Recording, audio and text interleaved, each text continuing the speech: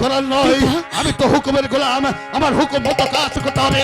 তাই তোমাকে আমি বলছি, তুমি এখান থেকে ত্যাগ করে চলে যাও। আমি তোমার পিতাকে হত্যা করে আমি নিয়ে যাবো সেই দরবারে তাজা রক্ত। আমার পিতাকে আমার প্রাণ থাকতে হত্যা করতে দেব না। চলো পিতা, এই মুহূর্তে তোমাকে নিয়ে এই রাজ্য ছেড়ে অনেক দূরে চলে যাব। কোথায় পালাবে? পালাবার সব পথ বন্ধ।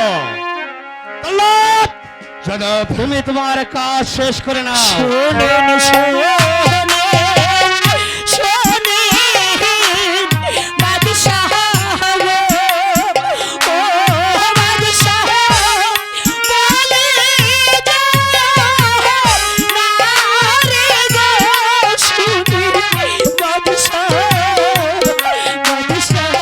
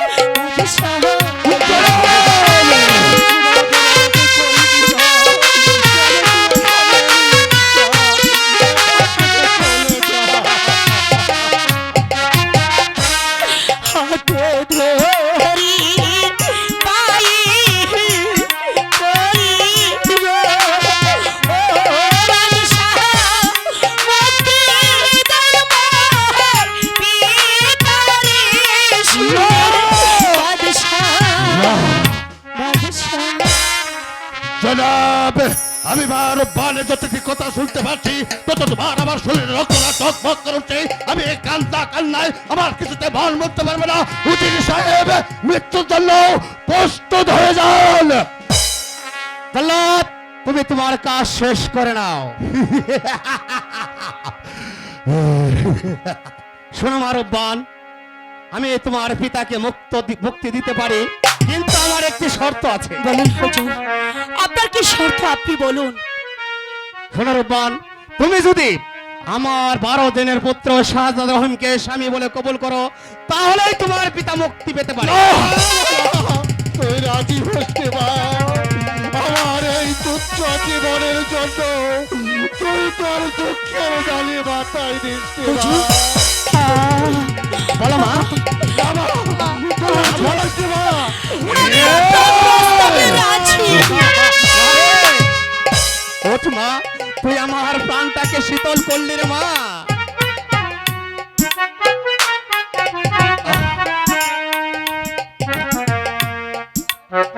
বায়ুজিৎ, ওঠো, ওঠো বায়ুজিৎ। জল্লাদ, তুমি চলে যাও বিশ্রাম কক্ষে। জনাব, ঠিকই বলেছেন জনাব, আমি চলে যাবো সেই আমার বিশ্রাম কক্ষে। কিন্তু আমি এই দুনিয়ায় সৃষ্টি যেদিন থেকে হয়েছি, আমি এই দরবারে আজ আমি যে বিশ্বাস দেখতাম আমার এই শাসনে আমি হাজার হাজার মানুষের প্রাণ কেড়ে নিয়েছি, কিন্তু আমি দেখিনি কোনো নারী তার পিতার জন্য নিজের জীবনকে কুরবানি দিয়ে তার পিতাকে বাঁচিয়ে দিয়ে গেল। জনাব, শুধু সে দেখুন আপনার সন্তানের জন্য আমার এই খড়কের হাতে তুলে দিয়েছিলেন, জল্লাদের হাতে দিয়েছিলেন উজির সাহেবের। আজ তার মেয়ে হয়ে এ দুনিয়ার উপর প্রমাণ করে গেল, এই দুনিয়ায় তার জীবনকে কুরবানি দিয়ে তার পিতার জীবনকে রক্ষা করলো জনাব, রক্ষা করলো জনাব। ভাই ওজির, এই আমি নিজ হস্তে তোমার বাঁধন খুলে দিলাম। এবারে সবকিছু ভুলে গিয়ে আসুন মনের আনন্দে আমরা বিয়ের আয়োজন করি।